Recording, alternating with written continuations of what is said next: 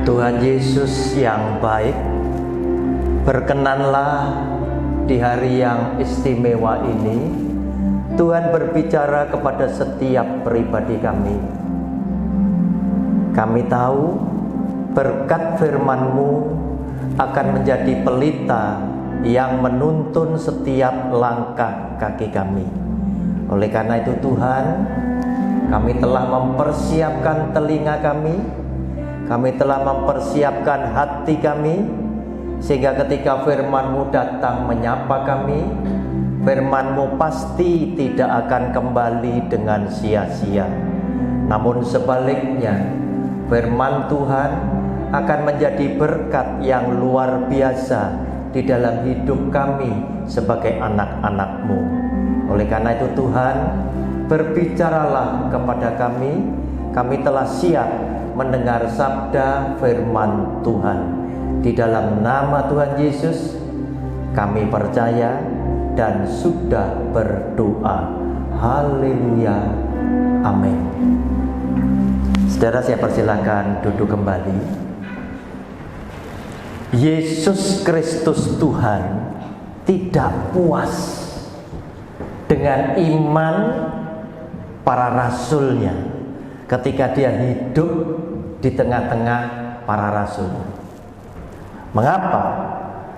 Mereka selalu dikatain oleh Tuhan Yesus, dasar kamu kurang percaya. Apa yang dikehendaki oleh Tuhan Yesus atas para rasulnya, atas saudara dan saya, yaitu dia mau sempurnakan, dia mau proses terus hidup mereka, sehingga suatu hari kelak mereka akan memiliki iman yang dewasa, iman yang sempurna. Saudara yang dikasihi oleh Tuhan, kita baca lebih dulu dari Yohanes pasal 20 ayat 26 sampai dengan 29.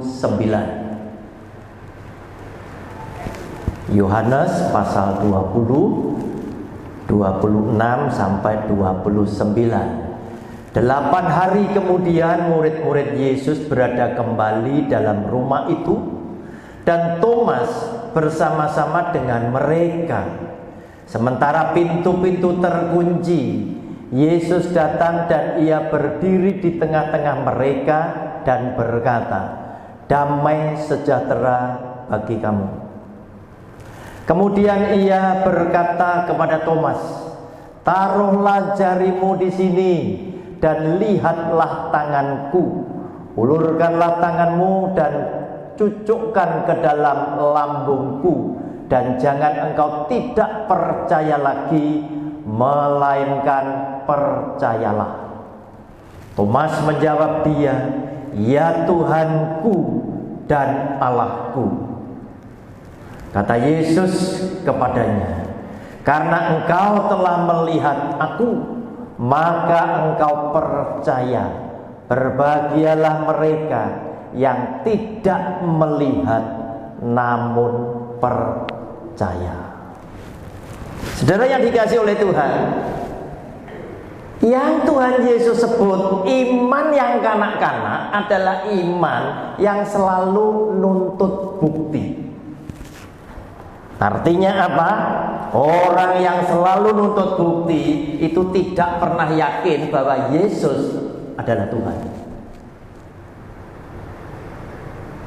Karena itu Thomas pada waktu itu dia berkata, "Sekali-kali aku tidak akan percaya jika aku belum melihat, jika aku belum mencucukkan jariku ke bekas lubang paku yang ada di telapak tangannya, sebelum aku mencucukkan jariku ke dalam lambungnya."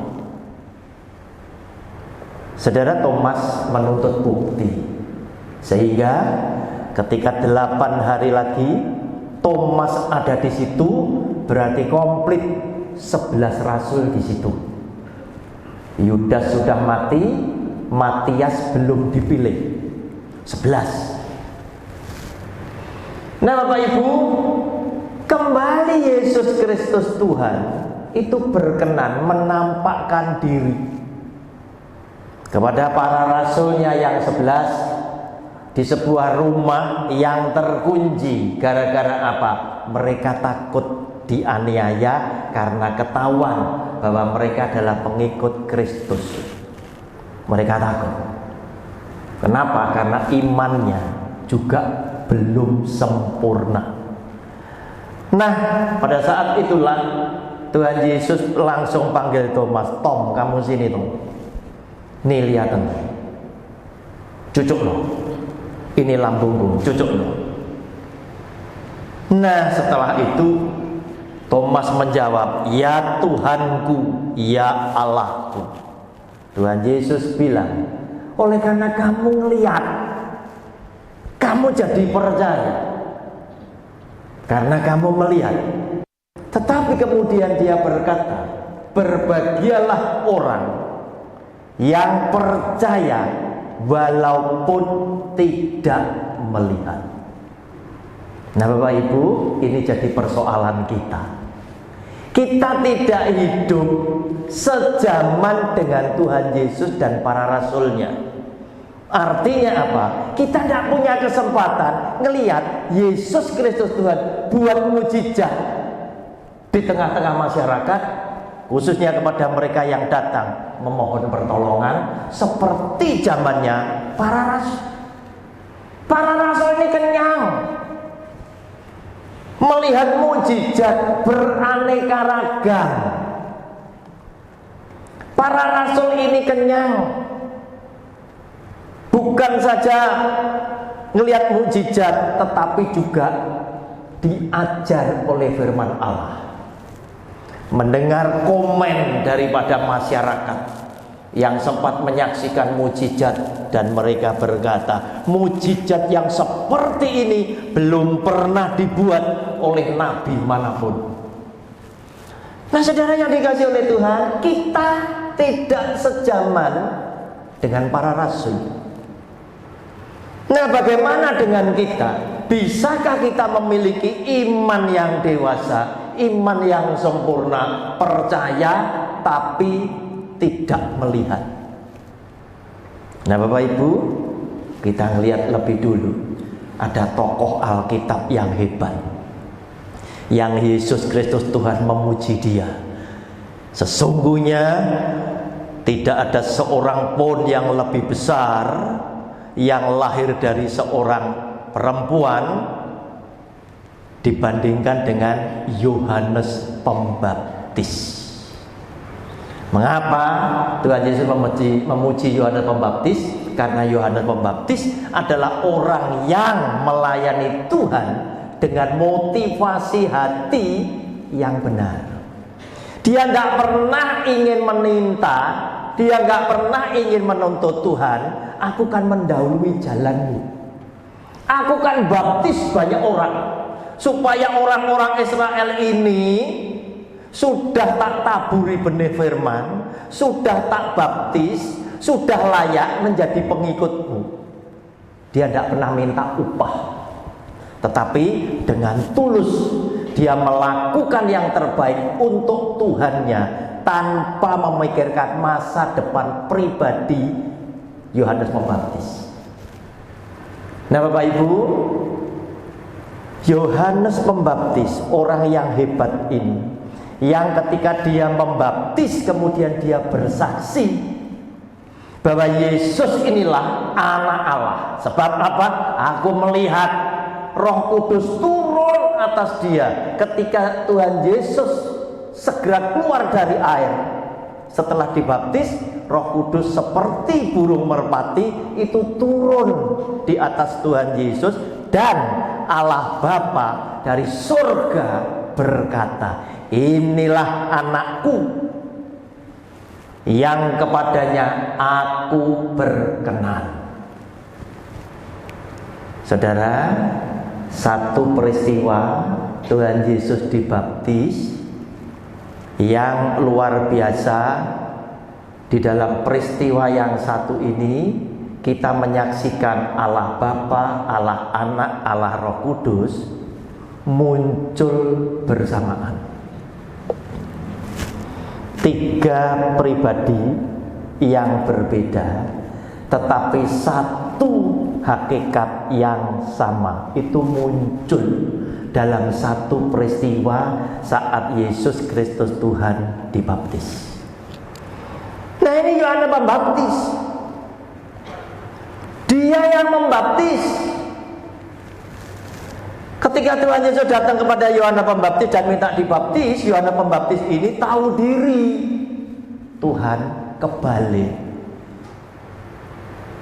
Bukan aku yang membaptis engkau, tetapi aku yang lebih rendah, harusnya engkau baptis. Tetapi Tuhan Yesus bilang apa? Tidak kalah rendah hatinya. Dia bilang, Nas, kita mesti menggenapkan perintah Bapa kita yang di surga. Kamu harus baptis aku. Dengan demikian dia memberikan pesan kepada saudara dan saya bahwa tidak ada seorang pun yang hidup di muka bumi ini yang tidak pernah hutang budi kepada orang lain. Yesus Tuhan punya hutang budi sama Yohanes. Rendah hatinya Tuhan kita luar biasa. Nas, kita mesti menggenapkan apa yang dikatakan oleh Bapa yang ada di surga. Oleh karena itu, tidak ada seorang pun yang boleh menyombongkan dirinya. Karena apa? Tanpa orang lain, kita bukan siapa-siapa. Nah, saudara, orang punya iman sekelas Yohanes Pembaptis ketika ada di dalam hidup yang tertekan, imannya bisa goyah. Nah, saudara, karena itu Anda dan saya harus waspada. Kita tidak bilang lebih hebat dari Yohanes Pembaptis, tidak. Tetapi lewat pelajaran yang dialami oleh Yohanes Pembaptis, boleh kita berwaspada.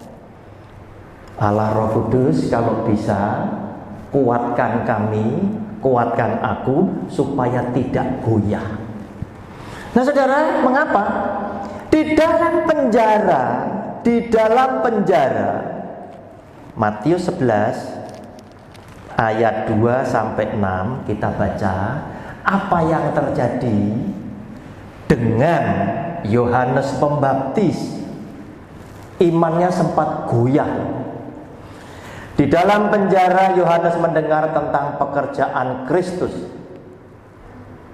lalu menyuruh murid-muridnya bertanya kepadanya, engkaukah yang akan datang itu, atau haruskah kami menantikan orang lain?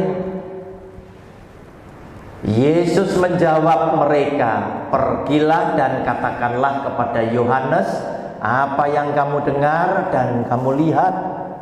Orang buta melihat, orang lumpuh berjalan, orang kusta menjadi tahir, orang tuli mendengar, orang mati dibangkitkan, dan kepada orang miskin diberitakan kabar baik. Dan berbahagialah orang yang tidak menjadi kecewa dan menolak aku. Saudara, iman sekelas Yohanes Pembaptis ketika ada di dalam penjara itu sempat mengutus muridnya. Coba kamu nanya kepada Yesus Kristus, engkaukah Mesias? Engkaukah Sang Juru Selamat? Atau kami harus menunggu orang lain lagi? Nah, ironi sekali, menyedihkan sekali. Bukankah Yohanes Pembaptis yang baptis Tuhan Yesus dan bersaksi, aku melihat roh turun dari surga seperti burung merpati dan hinggap di atasnya. Dan aku mendengar suara Bapa di surga yang berkata, inilah anakku, kepadanya aku berkenan. Nah, Bapak Ibu, berarti hati-hati. Tekanan hidup bisa menggoyahkan Anda dan saya atas keyakinan kita, iman kita kepada Kristus. Nah, saudara, Dengan rendah hati Tuhan Yesus menjawab pertanyaan murid Yohanes Pembaptis. Kamu balik bilang sama Yohanes Pembaptis, apa yang kamu dengar, apa yang kamu lihat, buta melihat, lumpuh berjalan, tuli mendengar, mati dibangkitkan. Kira-kira aku siapa? Nah, saudara yang dikasihi oleh Tuhan,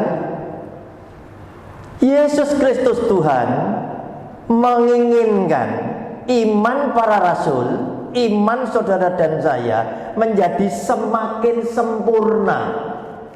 Oleh karena itu dia berkenan menampakkan diri lagi, agar supaya apa? Termasuk Thomas, semuanya percaya bahwa dia sudah hidup.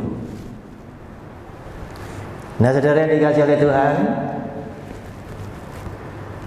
apa yang terjadi setelah Tuhan Yesus menampakkan diri? Terjadi titik balik iman para rasul yang jeblok karena takut dianiaya. Ketahuan jika mereka adalah pengikut Kristus, mereka akan tinggal di dalam rumah yang sama, mengunci rumah itu supaya mereka tidak diketahui orang di dalam persembunyiannya. Namun apa yang terjadi setelah Yesus Kristus Tuhan menampakkan diri dan membuktikan aku hidup? Iman yang jeblok menjadi iman yang sempurna. Ketakutan itu sirna, ketakutan itu hilang, dan mereka mulai berani keluar dari rumah untuk memberitakan Injil dengan pengertian yang benar. Jika aku mati bersama Kristus, aku akan hidup kembali bersama Kristus. Yang nanti akan dialami oleh para rasul dan kita sebagai orang percaya. Akulah kebangkitan dan hidup. Siapa yang percaya kepadaku, walaupun sudah mati, dia akan hidup kembali. Ini modal yang besar buat para rasul, sehingga mereka itu boleh benar-benar memiliki iman yang sempurna, iman yang dewasa, yang gak pernah ragu-ragu mengikut Kristus dalam keadaan apapun. Kepercayaan mereka tidak pernah akan goyah. Nah, saudara yang dikasihi oleh Tuhan, iman yang dewasa itu berpikir. Iman yang berpikir, nanti khotbah saya yang jam 10. Iman yang dewasa itu berpikir. Mengapa? Karena Tuhan Yesus suka melakukan mujizat. Karena dia adalah Tuhan. Umat ciptaan yang hidupnya sengsara, yang sakit, yang tertekan, itu datang kepada dia dan dia buktikan dia adalah Tuhan Sang Pencipta yang sanggup melepaskan beban berat hidup mereka. Semua yang datang kepada dia disembuhkan. Semua. Nah, Bapak Ibu, tetapi mujizat yang dilakukan oleh Tuhan Yesus itu kan ada mujizat yang diperbuat untuk kepentingan para rasul intern, juga mujizat untuk masyarakat yang dia gelar di tengah keramaian. Karena rombongan Tuhan Yesus itu di-stop oleh orang yang membutuhkan. Saudara, kita lihat Matius 8 23 sampai dengan 27. Ini mujizat untuk internal, untuk para rasul yang sedang ketakutan. Matius 8 23 sampai 27. Lalu Yesus naik ke dalam perahu dan murid-muridnya pun mengikutinya. Sekonyong-konyong mengamuklah angin ribut di danau itu, sehingga perahu itu ditimbus gelombang, tetapi Yesus tidur. Maka datanglah murid-muridnya membangunkan dia, katanya, "Tuhan, tolonglah, kita binasa." Ia berkata kepada mereka, "Mengapa kamu takut, kamu yang kurang percaya?" Lalu bangunlah Yesus menghardik angin dan danau itu, maka danau itu menjadi teduh sekali. Dan heranlah orang-orang itu, katanya, "Orang apakah dia ini sehingga angin dan danau pun taat kepadanya?" Bapak Ibu, ini mukjizat yang Tuhan Yesus buat untuk kepentingan para rasulnya. Karena ketika enak-enak di atas perahu Tuhan Yesus tidur, angin yang mengamuk membuat mereka takut, sehingga kata binasa itu keluar dari mulut para rasul. "Tuhan, kita binasa," sambil membangunkan Tuhan Yesus dari tidurnya. Nah, seketika itu juga Yesus Tuhan bilang, "Kamu kurang percaya, mengapa kamu takut?" Mengapa mereka kurang percaya? Karena mereka tidak mengenal Yesus itu siapa. Yesus ini kan Tuhan, pencipta langit bumi dengan segenap isinya. Tetapi apa yang terjadi ketika Tuhan Yesus menghardik angin yang ribut tadi? Maka angin dan danau itu menjadi teduh kembali. Yang muncul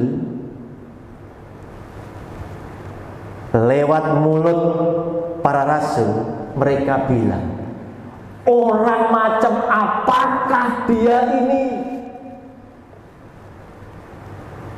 Sampai-sampai alam itu tunduk kepada dia." Nah, Bapak Ibu, harusnya ketika mereka berpikir seperti itu, mereka langsung menemukan jawabannya bahwa Yesus adalah Tuhan. Sehingga ketika kita disertai Tuhan, kita menjadi orang yang yakin tidak ada yang bisa mencelakai kita, tidak ada yang bisa melawan kita, sebab Allah beserta dengan kita.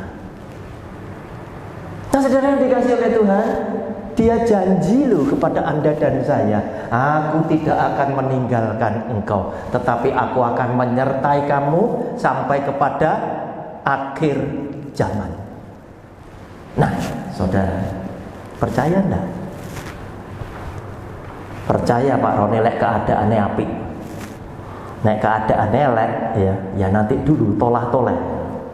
Nah, saudara, Tuhan menghendaki engkau punya iman yang dewasa, iman yang betul-betul sempurna, yang tidak pernah goyah oleh karena keadaan buruk yang sedang kau lewati. Nah, saudara yang dikasihi oleh Tuhan, mukjizat ini diberikan oleh Tuhan untuk kepentingan para rasul. Mestinya para rasul merasa nyaman selama ada Yesus Tuhan di tengah-tengahku, urusannya beres. Tetapi berapa kali Yesus Kristus Tuhan selalu mengata-ngatain para rasulnya, "Dasar kamu kurang percaya." Berapa kali kata kurang percaya itu dilontarkan oleh Tuhan Yesus untuk menyadarkan para rasulnya. Nah, saudara, pendeta boleh enak aja khotbah karena dia tidak ngalami. Tetapi jika dia ngalami, belum tentu. Kualitas iman seseorang baru bisa kita nilai ketika tekanan itu menghimpit dia dan harus dia lewati. Nah, saudara yang dikasihi oleh Tuhan, dia juga buat mujizat yang dilihat oleh para rasulnya untuk masyarakat. Untuk masyarakat. Dan pada waktu itu, orang yang datang kepada Tuhan Yesus yang banyak adalah sakit. Salah satunya sakit yang bisa disebabkan iblis merasuk mereka. Nah, saudara dikasihi oleh Tuhan, kita lihat sekarang Matius 8 ayat 28 sampai 32. Judulnya mujizat, 2 orang kerasukan disembuhkan. Setibanya di seberang, yaitu di daerah orang Gadara, datanglah dari pekuburan 2 orang yang kerasukan setan menemui Yesus. Mereka sangat berbahaya, sehingga tidak seorang pun yang berani melalui jalan itu. Dan mereka itu pun berteriak katanya, "Apa urusanmu dengan kami, hai anak Allah? Adakah engkau kemari untuk menyiksa kami sebelum waktunya?" Tidak jauh dari mereka itu sejumlah besar babi sedang mencari makan. Maka setan-setan itu meminta kepadanya, katanya, "Jika kau mengusir kami, suruhlah kami pindah ke dalam kawanan babi itu." Yesus berkata kepada mereka, "Pergilah." Lalu keluarlah mereka dan masuk ke dalam babi-babi itu. Maka terjunlah seluruh kawanan babi itu dari tepi jurang ke dalam danau dan mati di dalam air. Saudara, ini mujizat untuk masyarakat. Ada 2 orang kerasuk setan, yang karena jumlah setannya banyak, setan ini menyebut dirinya sebagai legion. Banyak. 2 orang ini kerasuk setan dan berbahaya. Tapi apa yang terjadi? Ketika Tuhan Yesus melalui jalan itu, daerah pekuburan di Gadara tadi,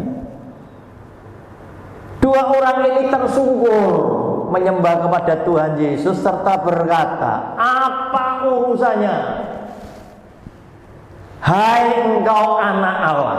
Lihat saudara, iblis itu ngakui. Iblis ternyata lebih tahu daripada orang beriman Yesus itu siapa. Yesus itu siapa? Iblis langsung sebut, "Hai engkau anak Allah." Nah, kok sing diajar Alkitab, sing ngaku pengikut Kristus kok ndak paham begini loh.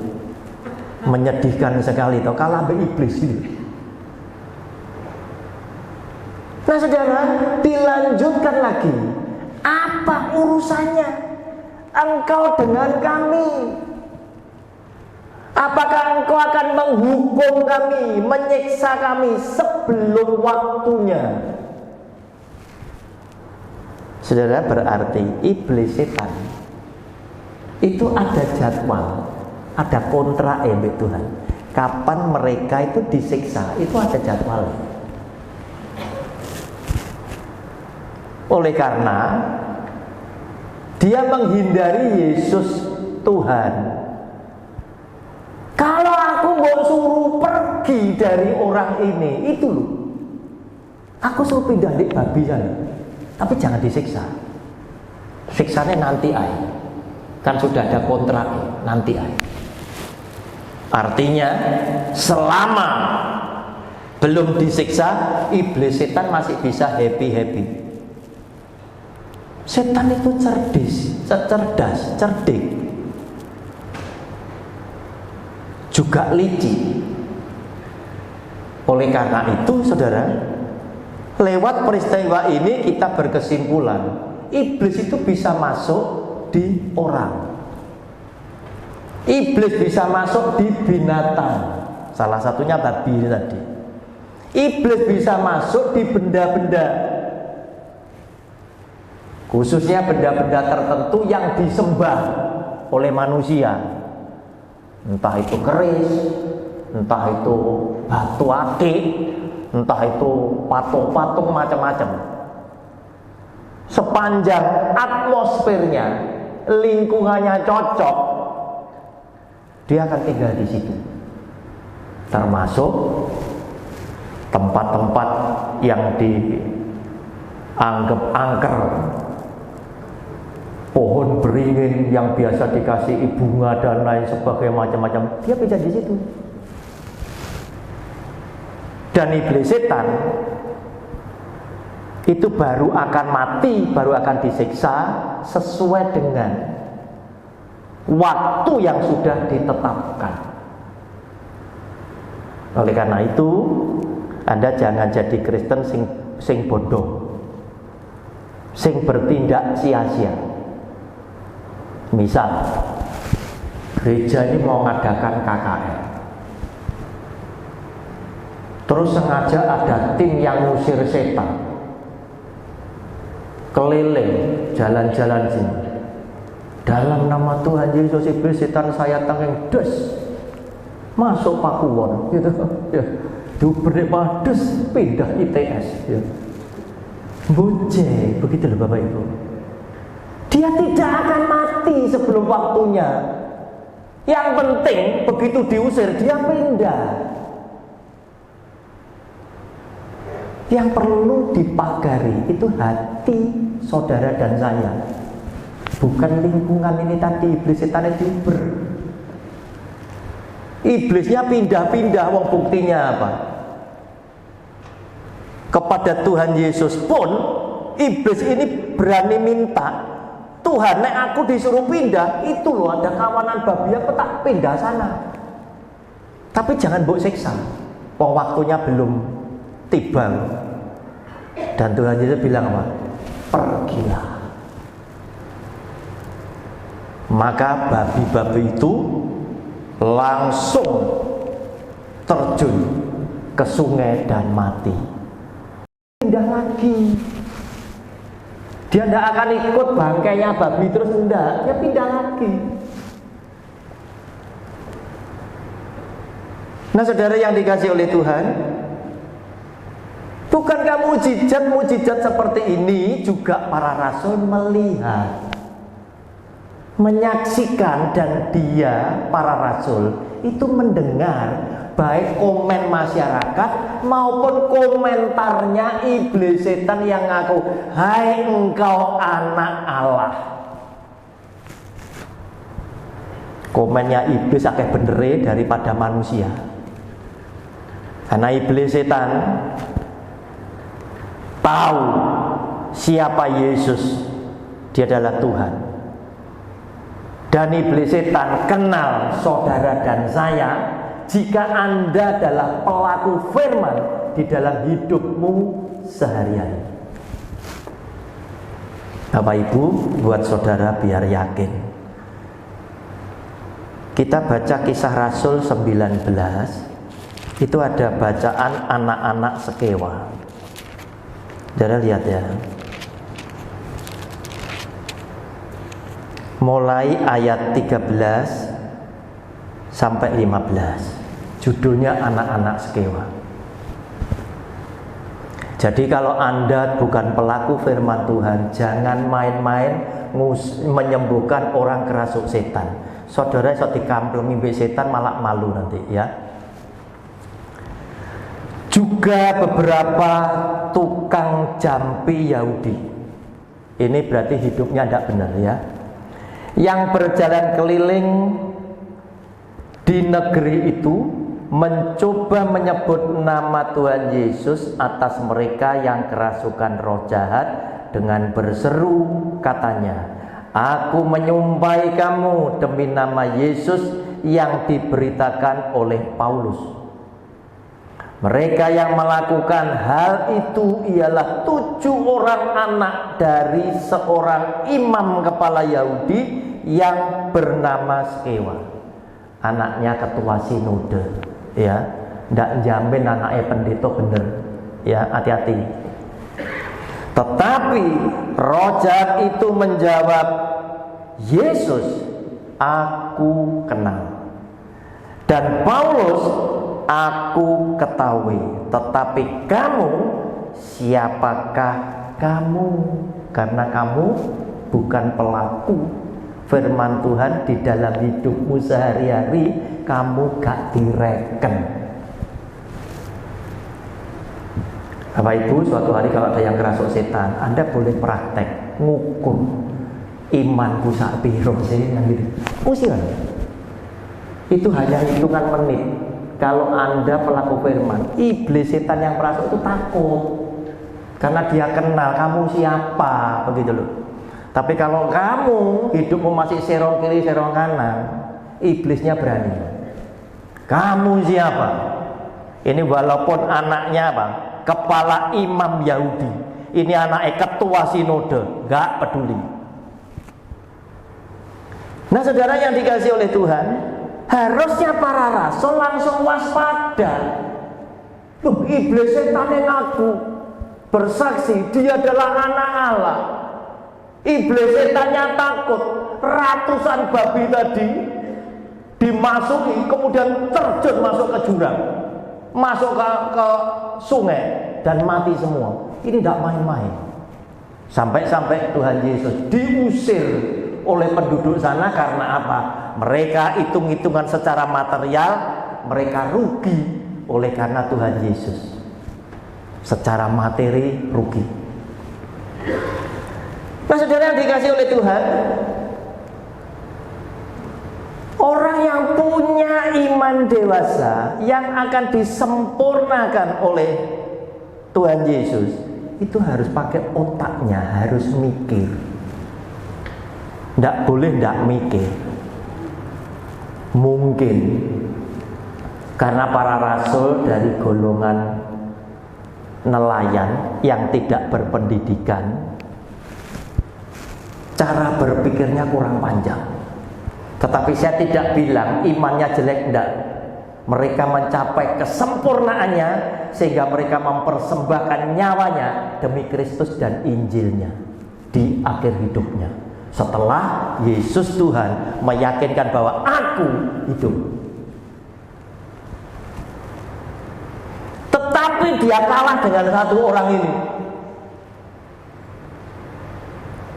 Kita baca Matius 8 ayat 5 sampai 13. Matius 8 ayat 5 sampai 13. Perwira ini mendengar, melihat dan percaya. Ketika Yesus masuk ke Kapernaum, datanglah seorang perwira mendapatkan dia dan memohon kepadanya, Tuan, hambaku terbaring di rumah karena sakit lumpuh, kena stroke, dan ia sangat menderita. Yesus berkata kepadanya, aku akan datang menyembuhkannya. Tuh lihat, kerendahan hati seorang Tuhan seperti ini. Ya wes, aku datang. Coba yang kita yang diminta, waduh Pak, sorry jadwal saya masih penuh, kan gitu. Iya, biar angpone rotok kandel ya. Tetapi jawab perwira itu kepadanya, Tuan, aku tidak layak menerima Tuan di dalam rumahku. Katakan saja sepatah kata, maka hambaku itu akan sembuh. Saudara, kata-kata ini sering dipakai oleh umat Katolik. Tuhan, aku tidak layak menerima Tuhan, tetapi bersabdalah, maka aku akan sembuh.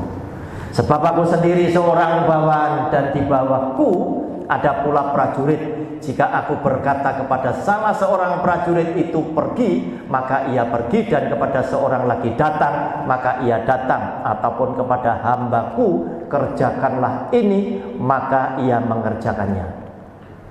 Setelah Yesus mendengar hal itu, heranlah ia dan berkata kepada mereka yang mengikutinya, aku berkata kepadamu, sesungguhnya iman sebesar ini tidak pernah aku jumpai pada seorang pun di antara orang Israel. Aku berkata kepadamu, banyak orang akan datang dari timur dan barat dan duduk makan bersama-sama dengan Abraham, Ishak dan Yakub di dalam kerajaan surga. Sedangkan anak-anak kerajaan itu akan dicampakkan ke dalam kegelapan yang paling gelap. Di sanalah akan terdapat ratap dan kertak gigi. Lalu Yesus berkata kepada perwira itu, pulanglah dan jadilah kepadamu seperti yang kau percaya. Maka pada saat itu juga sembuhlah hambanya. Bapak Ibu, ini bahaya untuk kita. Kalau kita tidak mikir, kemudian tidak bisa ngambil kesimpulan Yesus itu siapa. Bisa-bisa terjadi ratap tangis dan kertak gigi. Orang lain diselamatkan, kita tidak loh. Tidak diselamatkan karena apa? Kita salah berkesimpulan. Lihat perwira ini. Karena dia perwira, otomatis secara kecerdasan dia lebih cerdas dari para rasul.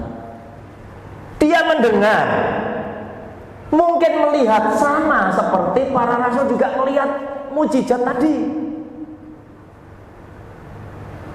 Perwira ini mungkin juga survei siapa Yesus, karena dia seorang pejabat.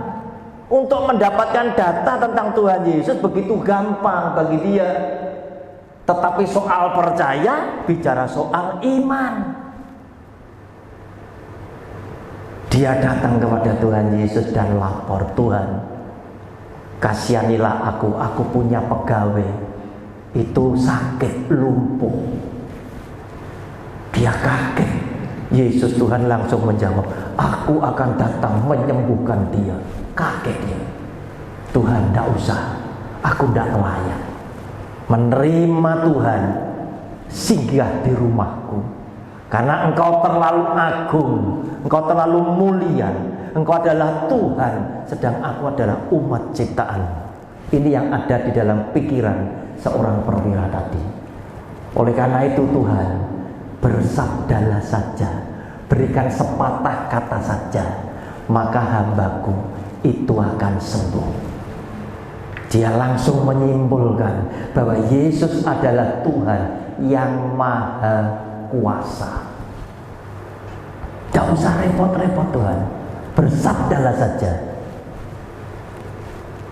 keluargaku, hambaku akan sembuh. Saudara yang dikasihi oleh Tuhan, ini mengagumkan Tuhan Yesus. Dikatakan di dalam catatan Alkitab, maka heranlah ia, kok ada orang punya iman seperti ini. Bahkan dia memberikan ilustrasi, aku ini seorang prajurit, aku ini bawahan, tetapi aku punya bawahan juga. Kalau aku ngomong kepada bawahanku, kamu ke sini, dia akan ke sini, kamu ke sana, dia akan ke sana, kerjakan ini, kerjakan itu, dia lakukan. Apalagi engkau Tuhan.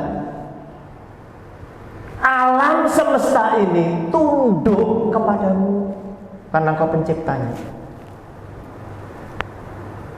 Sehingga dia bilang, iman seperti ini tidak pernah ada di antara orang yang ada di Israel.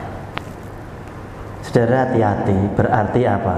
Bisa saja orang di luar sana itu lebih beriman, lebih berkenan di hati Tuhan daripada kita.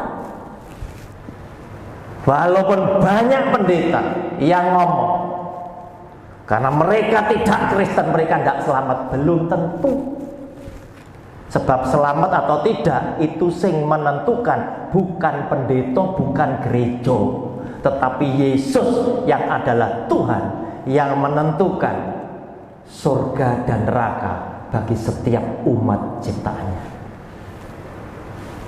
Saya tidak berani ngomong, kamu di luar sana, kamu tidak berani saya. Kenapa? Karena ketika dia bilang jangan menghakimi, itu bicara tentang urusan surga dan neraka, bukan urusan hidup di sini, bukan.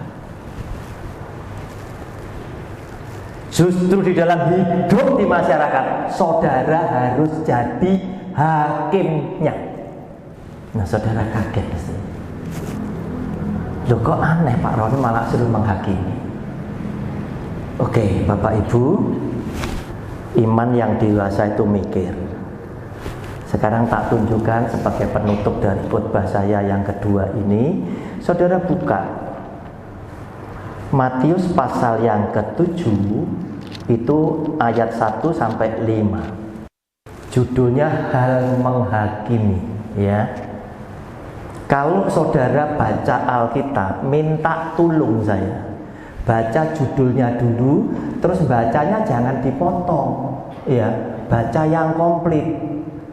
Seneng kalau atasnya juga dibaca, bawahnya dibaca yang komplit, jangan diketok.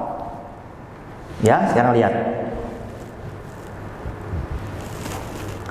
Jangan kamu menghakimi supaya kamu tidak dihakimi, karena dengan penghakiman yang kamu pakai untuk menghakimi, kamu akan dihakimi, dan ukuran yang kamu pakai untuk mengukur akan diukurkan kepadamu.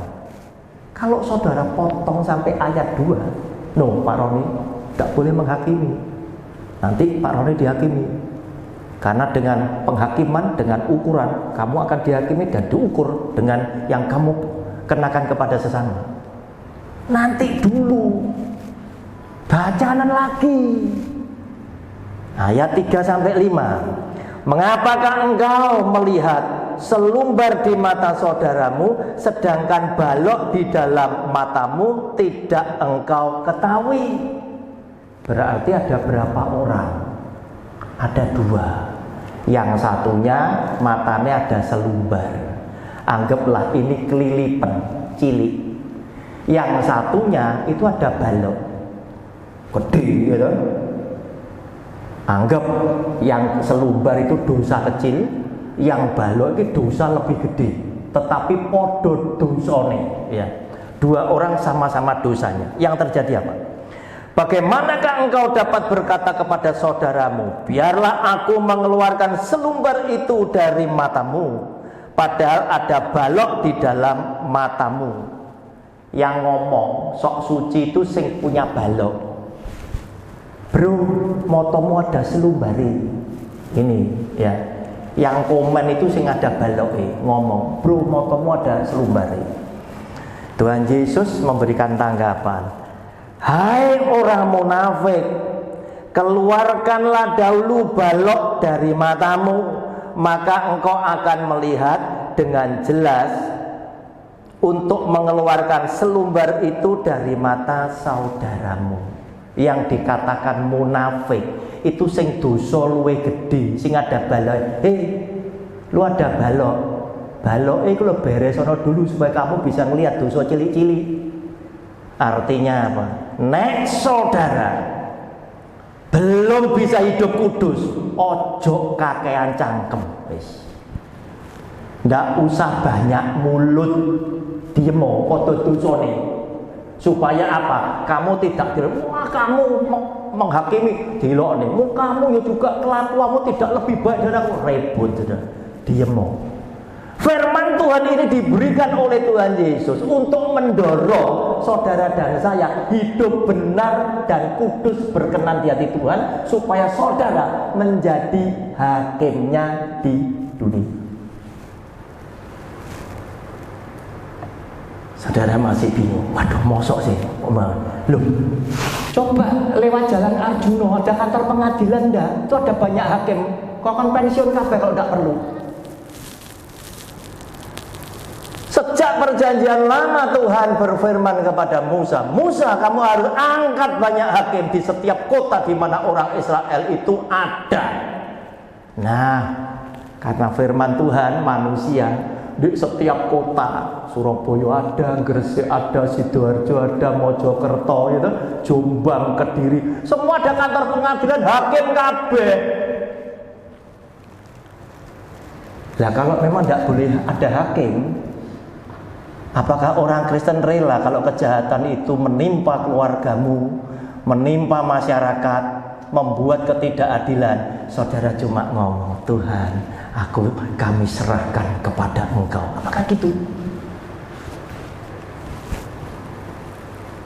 1 Korintus pasal 6. 1 Korintus pasal 6. Saya bacakan mulai ayat 1.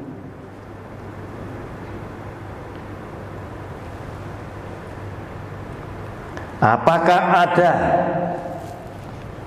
seorang di antara kamu yang jika berselisih dengan orang lain berani mencari keadilan pada orang-orang yang tidak benar dan bukan pada orang-orang kudus? Atau tidak tahukah kamu bahwa orang-orang kudus akan menghakimi apa, Bapak Ibu? Menghakimi dunia. Nek kamu benar dan kudus, sampeyan itu hakimnya. Makanya firman Tuhan tadi dipakai oleh Tuhan untuk mendorong Anda dan saya hidup benar, kudus dan berkenan kepada Tuhan. Karena apa? Anda itu hakimi. Ada film serian dulu, zamannya kaset Betamax, Justice Bob, Judge Bob. Wah, semua senang itu nonton itu. Kenapa? Kewancang saudara jaksa ini. Nggak tahu sekarang direproduksi lagi enggak. Lanjut. Dan jika penghakiman dunia berada dalam tangan kamu, tidakkah kamu sanggup untuk mengurus perkara-perkara yang tidak berarti? Perkara di dunia itu dianggap oleh firman Tuhan remeh-temeh. Itu Bapak Ibu. Mosok ngono sampean kayak iso menghakimi. Nah, pendeta ngajari keliru. Jangan menjamah orang yang diurapi Allah. Dia adalah biji mata Tuhan. Sehingga lek keluargane pendeta salah, kayaknya sing wani ngomong. Begitu aja, ngerti? Orang rasan-rasan langsung dijas. Jangan menghakimi. Ijik ngomong didik, jangan menghakimi. Loh, sampai itu hakimnya. Lanjut. Tidak tahukah kamu bahwa kita akan menghakimi apa? Malaikat hakimnya sampeyan. Tak pelek hidupmu mesti menggak-menggok. Ya jangan kakean ngomong. Begitu loh. Milih salah satu. Wani jadi hakim, ngomong hidupmu bener dan kudus. Tapi lek menggak-menggok, ojo tocoe diem ae wis. Wis meneng ae. Kenapa? Karena Anda nanti kalau ngomong dilokne sama Tuhan itu munafik. Nah, Bapak Ibu, iman itu berpikir. Tuhan senang Anda bisa mengambil kesimpulan yang benar tentang Dia, tentang firman Tuhan. Kalau Anda bisa berpikir punya iman yang dewasa, Anda akan bisa merasakan ajaran ini benar atau salah. Salah, tabrak, tidak peduli. Kenapa? Karena kita ingin kembali kepada firman Allah. Supaya ketika Anda kembali pada firman Allah, berarti Anda mencintai Yesus. Sebab firman ini adalah kebenaran. Dan ketika kita mencintai kebenaran, kita akan diberikan jalan menuju kepada kehidupan. Tuhan Yesus sudah memberkati kita semuanya. Beri kemuliaan buat nama Tuhan. Amin.